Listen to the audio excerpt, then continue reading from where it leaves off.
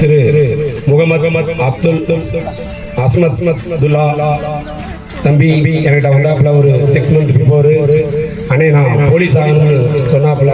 Police ஆகிறதுக்கு தகுதி கூட தெரியல, எலிஜிபிலிட்டி 10வது பாஸ் ஆயிருக்குன்னு சொல்லிட்டு சரிங்களா. 10வது பாஸ் இருக்கிறதுல அப்போ நான் சொல்றேன் 10வது பாஸ் பண்ணணும் தம்பி, அப்போ 9th தான் ஃபெயில் ஆகிருக்கேன் தம்பி, எப்படி பாஸ் ஆக முடியும்? அண்ணே பரவாயில்ல, நான் 10வது படிக்கிறதுக்கு என்னென்ன வழி இருக்கு அப்படின்னு கேட்டாப்புல.